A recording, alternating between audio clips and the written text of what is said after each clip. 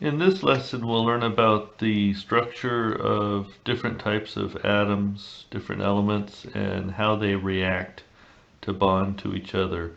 And it turns out this will be an important foundation for the rest of the course because understanding interatomic bonding, the different types of bonding control the properties that a material will have and how that material can be manipulated. So let's start off with the model of the atom as developed by Niels Bohr. This is a great oversimplification of our actual current understanding of what atoms look like, but it will suffice for this lesson. Looking at this, we see that this atom has several different levels of energy for electrons. It has these. Oh, let me go back and get my writing device connected. Okay, it has electrons orbiting a nucleus in the center. Of course, this is not to scale. The electrons are much, much farther from the nucleus than that. And these electrons have different energy levels, and the ones with a higher energy level are being depicted here as being farther to the outside and lower energy level closer to the nucleus. And the way the energy levels are built is that we will have a low energy orbit called an S and a higher energy orbit called a P. And on top of that, we may have another S orbit. Maybe this is a second shell, and this S and P belong to a. Actually, you don't get P in the first shell. So we could have, maybe that's the second shell, and this is the third shell, S out here. And we can get more and more electrons around an atom as its atomic number increases. In other words, as we go from the top to the bottom of the periodic table, or from the left to the right on each row of the periodic table, we add electrons.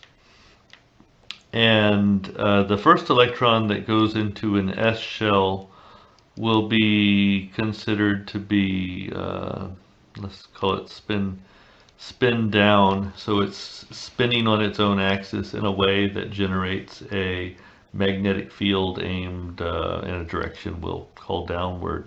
And then if we add a second one, it will be slightly different energy level. It will be spin up to cancel out the magnetic moment of the first electron.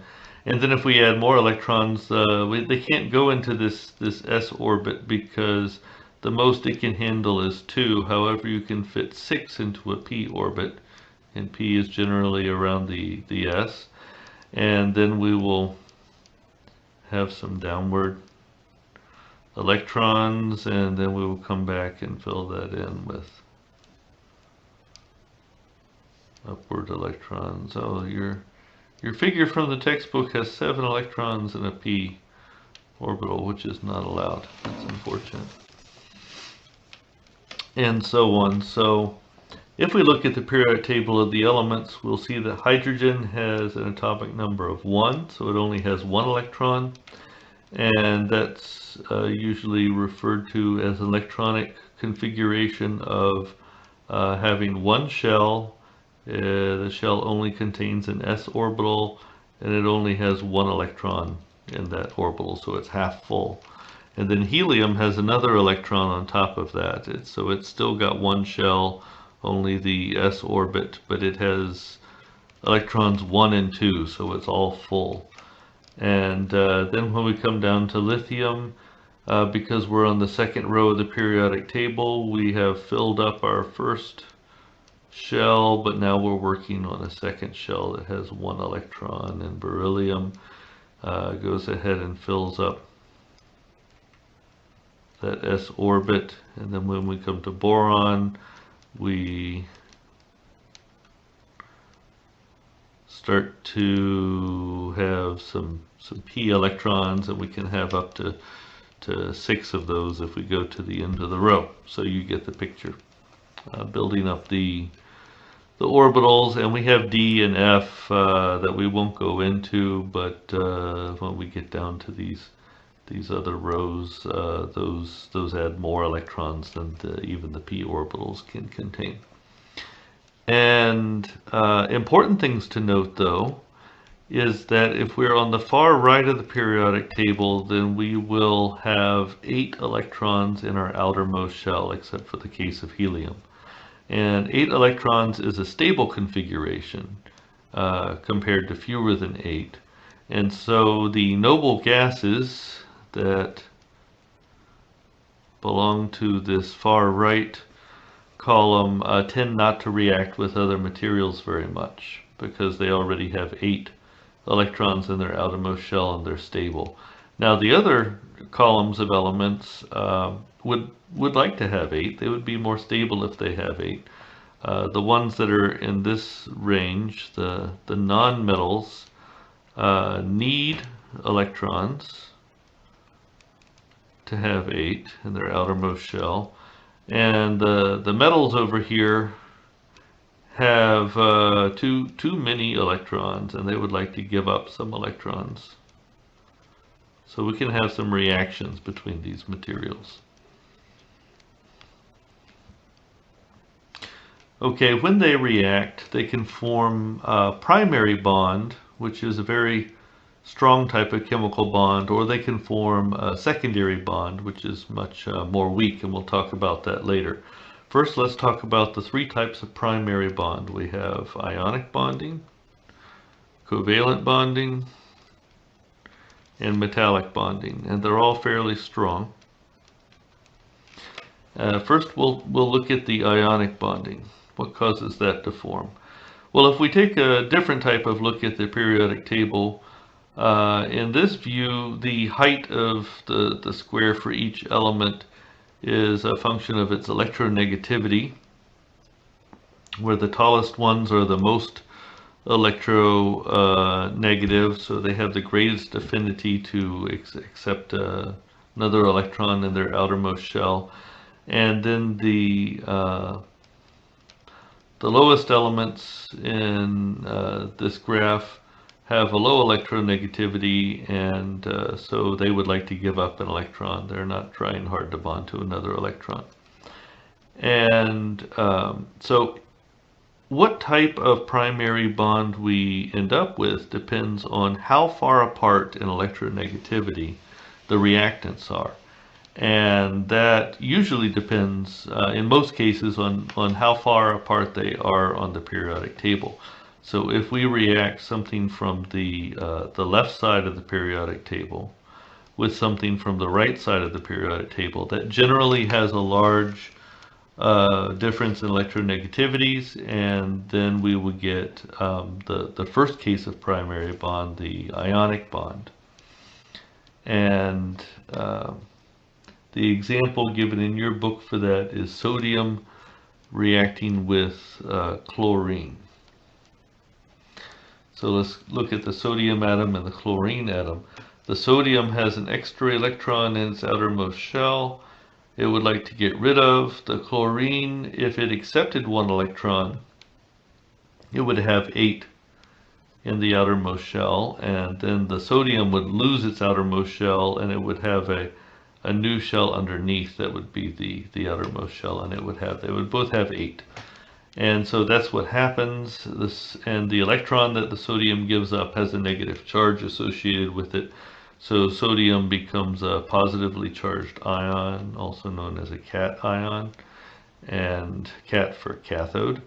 And chlorine becomes a negatively charged ion when it takes up that electron, and for anode, so negatively charged anion. And these bond to each other because positive and negative electrical charges attract each other. And when you have this bonding going on, it'll be important later to know how many cations bond to each anion and how many anions bond to each cation. This is something we call the coordination number. How many nearest neighbors and that will control some material properties that we'll look into. And in the case of ionic bonding, the coordination number is a function of the relative sizes of the ions, how many can physically fit around each other. And we'll find it's not that way for the other primary bonds. Something important I want to mention before we go on to the covalent bonding is that when you have ionic bonding, because you have opposite charges in your structures, that if you have a liquid material and you're cooling it to make a solid material, all the ions have to get in their proper places to form a crystal, and you'll have a positive charge that will want to be next to negative charges because it wants to be next to opposite charges. It won't want to be next to another positive charge. And so there's specific places in ionic bonding. There's specific places where each type of ion needs to be. And so it's easier to cool the material so rapidly from the melt that it's difficult for all the ions in rapid cooling to get into the proper places. So ionic bonding lends itself more compared to, say, for example, metallic bonding. Ionic bonding lends itself to having the ions not find their proper places, and then you end up with a disorganized or random structure that results in a glass instead of a crystalline material. Another important aspect of having the alternating electronic charges is that if we were to push on one layer of atoms in one direction and push another layer of atoms in another direction, say for example if we had a patient biting down on a material exerting a mechanical force, and then that would have a tendency to move this positive charge over. If all these atoms shifted, we would have a positive charge next to a positive charge, and this negative charge would move over, and then we'd have negative charge next to negative charge, which would be they would repel each other. So there's a great resistance to sliding inside ionically bonded materials. So this class of materials, ionic bonding, leads to very hard materials, materials with a high theoretical strength, although we'll find out their real-world actual strength is much lower than their theoretical strength. And they tend to have high melting points compared to other types of materials. Now, what if we have a reaction between two elements that are fairly close in electronegativity? For example, if we have a reaction between carbon at 2.5 and hydrogen at 2.1, then that will form a covalent bond. Also, carbon reacts with itself a lot for a covalent bond. Another example of covalent bonding is silicon reacting with oxygen, and or silicon reacting with a lot of the different nonmetals that we have.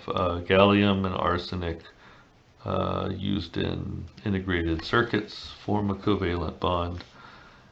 So, so let's look at covalent bonding. Instead of one atom giving up electrons to the other atom, they share the electrons between them.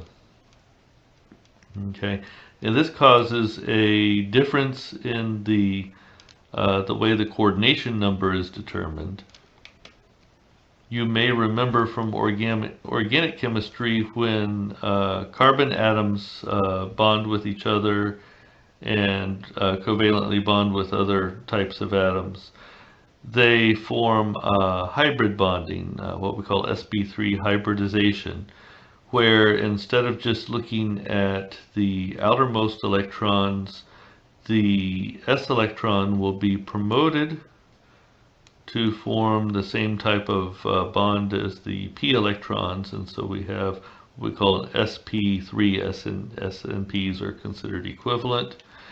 And so then we can have 4 electrons that bond together, and that's why carbon will, regardless of the size ratio between carbon and what it's bonding to, it will try to form 4 bonds, whether that's 2 bonds to itself, and 2 bonds to two hydrogen atoms, or whether it's a bond to a hydrogen atoms and 3 bonds to a nitrogen atom. Carbon likes to form 4 bonds. Now let's take nitrogen for an example. You see that it has 3 bonds here and it's not bonded to anything else. That's because nitrogen has 1 more electron than carbon does. And so when we add that electron to the structure, since we've already filled all of the s and the 3p orbitals, the new electron has to come and pair, spin down with one of those spin up electrons, leaving only 3 unbonded electrons ready to react. Oxygen is typically found in these structures.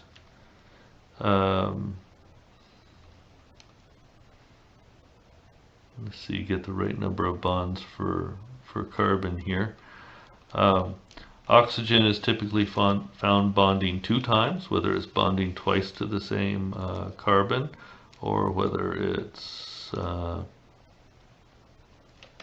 bonded with a acid group there with a hydrogen atom. And that's because oxygen has 1 more electron than nitrogen, so that comes in here, leaving only 2 electrons available to pair with other materials. So that's the way the coordination number goes with covalent bonding. Now the metallic bond is a more flexible bond. It has electrons which are freely shared between all the atoms in the structure. This is sometimes referred to as a sea of electrons or a gas of electrons, which to me is a strange concept. It may seem kind of strange to you too. So let's go and look in detail about where that behavior comes from. Why do metals behave that way? Where do these electrons that they share come from? So we know that the metals are trying to have extra electrons that they're giving up, but the actual situation's a little bit more complicated than that. It turns out that once we form a bond and we have an equilibrium spacing between the adjacent atoms that are bonded together, then the electrons around them are permitted to take only certain ranges of energy levels. And these energy levels will tell where we're allowed to have electrons at those energy levels. But then in here, we can have no electrons in the band gap there. No electrons permitted. Okay, and it turns out that the position of these energy bands that are permitted, what the size of the gap is between them, will determine not only whether a material is a good electrical conductor or an electrical insulator, but they'll determine whether or not the material behaves like a metal and has metallic bonding. So for an electrical insulator, we have a valence band that is completely full of electrons, and then we have a really huge gap here where no electrons are permitted to have those energy levels. If we put enough thermal energy or a magnetic field, some type of energy, to promote a electron up to that conduction band, then we could get electricity to be conducted by the material, and it would leave a hole back here, so this electron would be able to flow and conduct electricity, and the hole would also be able to migrate and cause some movement within the valence band because it wouldn't be entirely packed full anymore. However, that usually doesn't happen because the band gap is so large.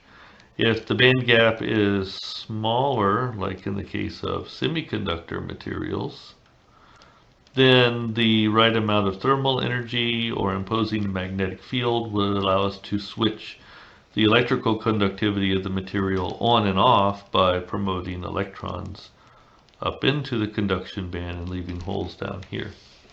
However, that's not the case of metals. Metals have one of these 2 cases over here. So either there is no band gap and the conduction band overlaps with the valence band, and so we have lots of electrons that can flow freely and be shared between atoms. Or we do have a band gap, however that doesn't matter because we have a partially filled valence band, so we have lots of holes allowing mobility, and these electrons can flow around. Okay, so that's why metals have the excess electrons to bond to each other.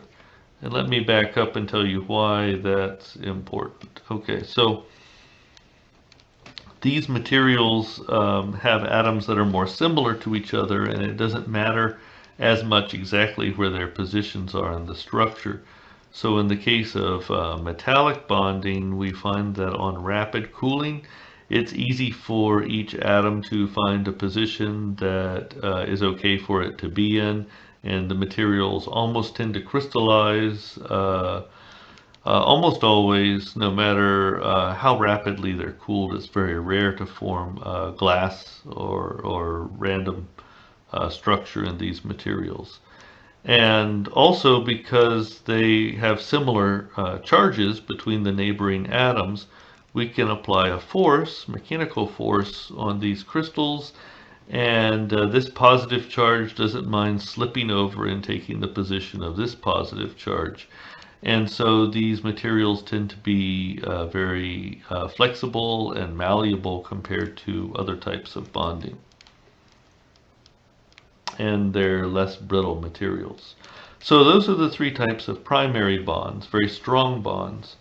And now I'd like to talk about secondary bonds. So we have two types of those we'll discuss: the van der Waals bonding and the hydrogen bonding.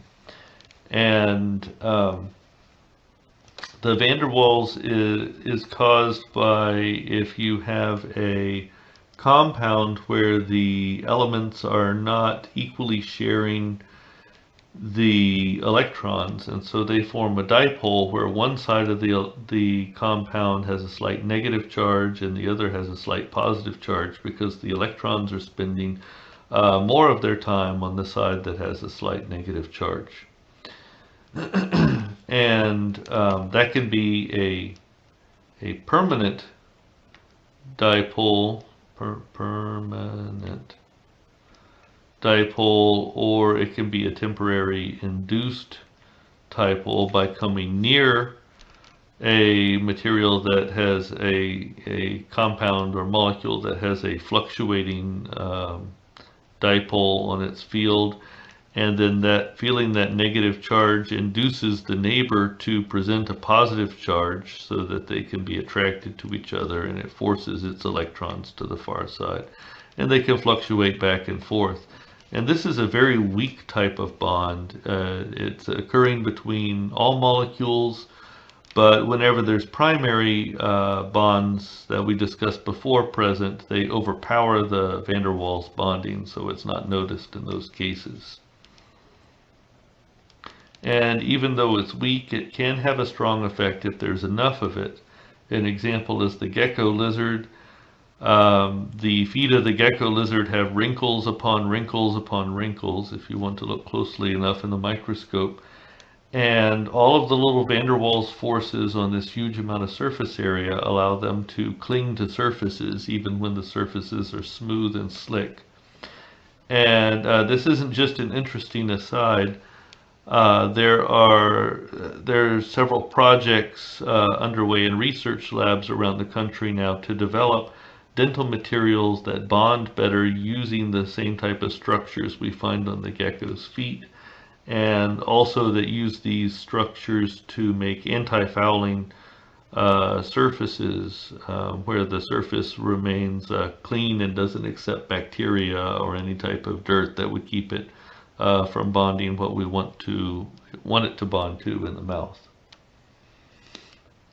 Now, another type of secondary bond we have, which is a stronger type of secondary bond, is hydrogen bonding. And the classic example of that is water, H2O, where you have shown here the blue oxygen atom hogs the electrons to some extent, and so it has even though the molecule is neutral electrically overall, there's a slightly more negative charge on the oxygen, and the hydrogen has slightly more positive charge. And when we have a neighboring molecule with a slight positive charge, that can interact with the negative charge of the oxygen in the first molecule, and they form a hydrogen bond. So again, this is a secondary bond, so it's weaker than primary bonds, but it's the strongest secondary bond. It's very important in the case of water because the hydrogen bond takes up space and it forces the material to expand upon bonding and crystallizing when water freezes to ice. And that's unusual. Usually if we have a liquid that freezes, the solid is denser than the liquid, but that's not the case with water. And this is very important because it would be a very different world that we would live in if water didn't freeze and turn to ice inside cracks in the road and split them open and deteriorate highways, and if frozen water, if ice wasn't lighter than water, it wouldn't float on the surface, and so we would have lakes that would have ice falling to the bottom, and the lakes would freeze solid. But hydrogen bonding occurs in places other than just water. And it has important effects in biological systems. For example, if you have helix coil conformation in a biological material, then you have hydrogen bonding between successive layers of the helix. That could be the double helix of DNA or the single helix of a collagen protocollagen molecule within itself, and with the triple coil of collagen molecules around each other. Also, the neurotransmitters acting on receptors in the nervous system, or drugs that are designed to cause similar effects to neurotransmitters, use hydrogen bonding to activate in some cases. And there's a ton of examples of hydrogen bonding controlling conformation of proteins in biological systems. But I would like to go on and finish up by talking about the relative strengths of these different types of bonds a little bit more. What I'm showing here is an energy well where you can imagine an atom with its center on 0 here, and it's bonded to another atom there, and this spacing between their centers is the equilibrium spacing, where if they have that spacing, then their bonding together releases the most possible energy, and the amount of energy released by forming that chemical bond is E0, given by this height there to the trough.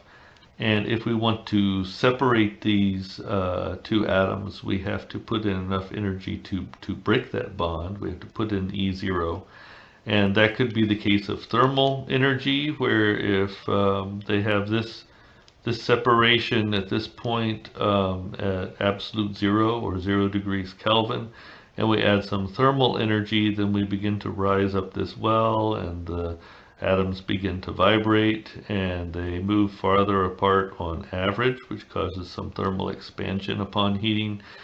And eventually, if we add enough energy, then we can vibrate the atoms apart and essentially give them infinite separation, so we melt the material. We could also separate them by putting in enough mechanical energy to get to that top of the well and cause it to break. So how deep this well is controlled by the type of bonding that we have in the system, and that will control the melting point, the chemical resistance, the thermal expansion coefficient of the material, the theoretical strength. It controls a lot of the material properties that are going to be important in this class. And so if we look as a group, the ionically bonded materials tend to have very high bond energies. Covalently bonded materials also have high energies, and this group also has really high melting points. In general, we have slightly lower bond energies and lower melting points for the metals, lower theoretical strength. Tungsten has a high bond energy and a very high melting point, which I guess is probably why it's so effective as the filament in our light bulbs. And then if we go from the primary bonding that we have here at the top of the table to the secondary bonds that we have at the bottom of the table, we see that the secondary bonds are much lower in bond energy, and they have melting points that are below room temperature. And if we go and compare the hydrogen bonding versus van der Waals forces, we see the hydrogen bond has a slightly higher bond strength than the van der Waals forces, as we mentioned before. Now, if you would like to read this information in text form instead of just listening to it spoken, you can go and read these sections of two textbooks from Vital Source, Callister's book and Anna Savage's book. Those are the page numbers that give the same information that I've presented here. You won't get much more information than you've already heard in this recording, but some students have different learning styles, and it's easier for them to remember after seeing the information written as text on a page.